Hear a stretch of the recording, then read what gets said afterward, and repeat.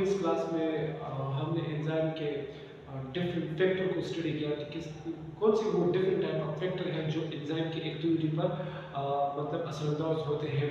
तो आज के टॉपिक में हम एंजाइम इनहिबिशन के बारे में डिस्कस करने जा रहे हैं कि एंजाइम इनहिबिशन क्या है।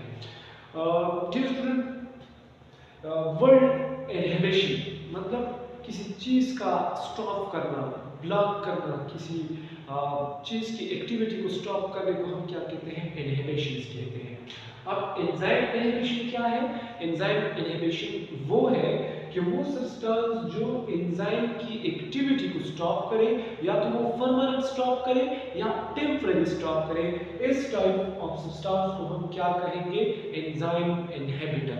अब इनहिबिटर क्या है? इनहिबिटर हर वो सब्सटेंस है, वो केमिकल भी हो सकता है या डिफरेंट टाइप्स ऑफ प्रोडक्ट्स भी हो सकते हैं जो एंजाइम की एक्टिविटी को स्टॉप करता है, या तो वो परमानेंट स्टॉप करता है या टेम्परेरी स्टॉप करते हैं। तो उस टाइप के सब्सटेंस को हम इनहिबिटर कहते हैं। अब अगर हम एंजाइम को डिफाइन करें तो एंजाइम हमारे साथ मतलब एंजाइम इनहिबिशन क्या है? Stopping enzyme action with the help of chemical or certain other type of substances is called inhibition।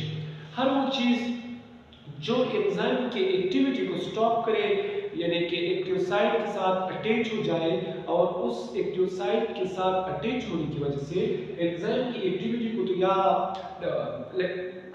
थोड़े बहुत टाइम के लिए स्टॉप करें या कंप्लीटली स्टॉप करें, तो उस टाइप ऑफ सब्सटेंस को हम क्या कहेंगे? Enzyme inhibitor. मिसाल के तौर पर साइनाइड्स हो गए, विनियम, पॉइजन्स या certain other types of drugs वगैरह जो हमारे साथ एंजाइम के साथ कंप्लीट अटैच होकर उसकी स्ट्रक्चर को डीनेचर करते हैं।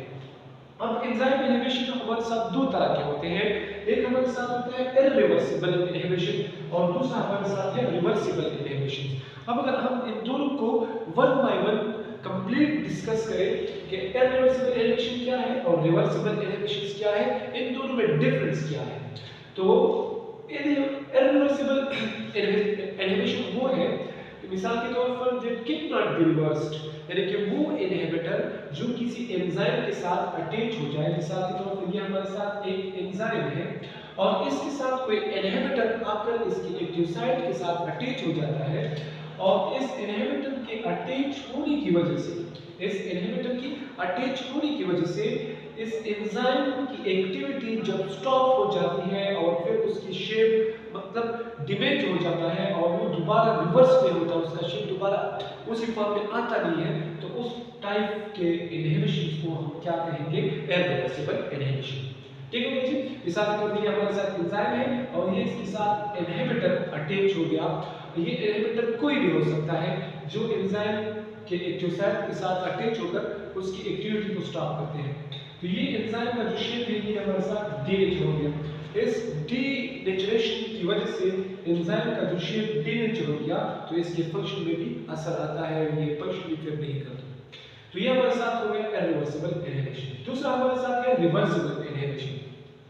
रिवर्सिबल इनहिबिशन वो है कि जो किसी एंजाइम के साथ इनहिबिटर लूजली अटैच हो जाए, तो उस टाइप इनहिबिशन को क्या कहेंगे हम? Reversible inhibition. मिसाल के तौर पर ये हमारे साथ एक एंजाइम है और इसके साथ कोई सबस्ट्रेट के साथ मिसाल के तौर पर यहाँ पर कोई इनहिबिटर अटैच होता है, लेकिन वो इनहिबिटर इस तरह अटैच हो जाता है कि वो दोबारा इससे डिटैच हो सकता है, दोबारा इससे जुदा हो सकता है।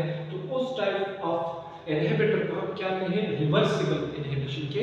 मिसाल के तौर पर वो इनहिबिटर अटैच हुआ है इस एंजाइम के साथ, मतलब थोड़े टाइम के अटैच हुआ है, ये इनहिबिटर रिमूव हो सकता है। क्या हो सकता है? रिमूव हो सकता है अगर हम सबस्ट्रेट की कंसंट्रेशन को बढ़ा दें, सबस्ट्रेट की कंसंट्रेशन को इंक्रीज करें, तो ये दोबारा रिवर्स हो सकता है।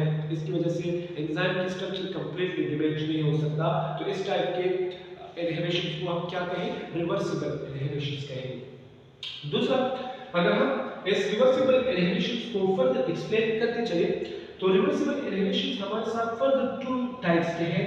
एक हमारे साथ है कॉम्पिटिटिव इनहिबिटर और दूसरा हमारे साथ है नॉन कॉम्पिटिटिव इनहिबिटर।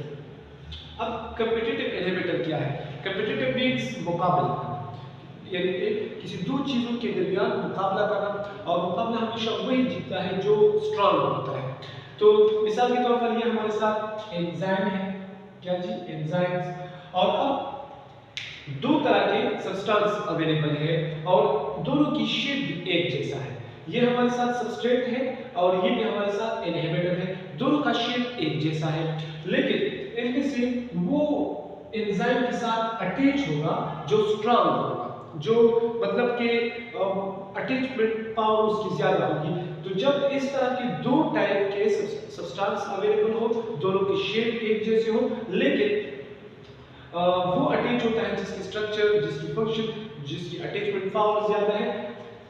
तो यहाँ ये होता है कि यहाँ पर जो इनहिबिटर आकर यहाँ पर अटैच हो जाए, क्या मतलब इनहिबिटर यहाँ पर इनहिबिटर आके अटैच हो जाए, सिर्फ और सिर्फ उस सबस्ट्रेट बिछाने का काम खराब करते हैं, बाकी इसका कोई काम नहीं। कभी इस सबस्ट्रेट का काम खराब किया और इस एंजाइम के साथ अटैच हुआ, तो इस वजह से इस तरह का मुकाबला, इस तरह का कंपटीशन जो दो तरह के सब्सटेंस के साथ था, तो इस वजह से हम इसको क्या कहते हैं, इनहिबिटर कहते हैं। मतलब कि इनहिबिटर और सबस्ट्रेट दोनों एक स्ट्रक्चर के थे, मतलब इसका शेप एक तरह का था, जिस तरह के एंजाइम का एक्टिव साइट था, लेकिन वो अटैच हुआ जो स्ट्रॉन्ग था, जिसका अटैचमेंट पावर ज्यादा था।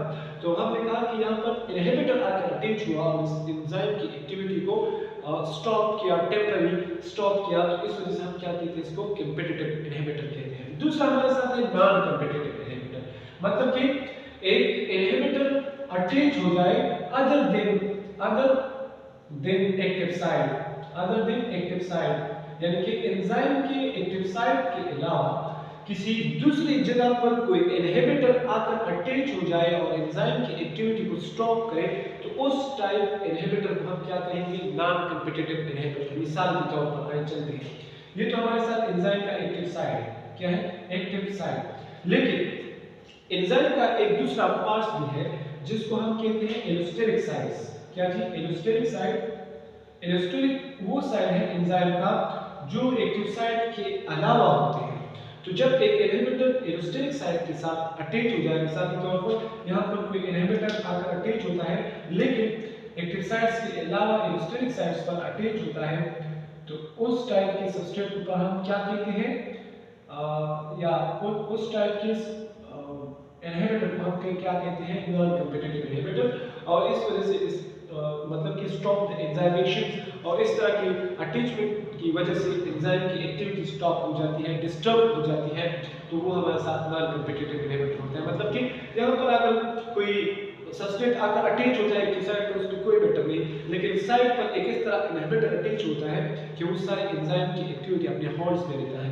तो ये हमारे साथ तब एंजाइम इनहिबिशन किसे कहते हैं, और उसके बारे में डिटेल डिस्कशन हमने डिस्कस किया कि किस तरह एंजाइम इनहिबिशन है, फिर उसके कितने टाइप हैं और किस तरह से एंजाइम की एक्टिविटी को स्टॉप करते हैं।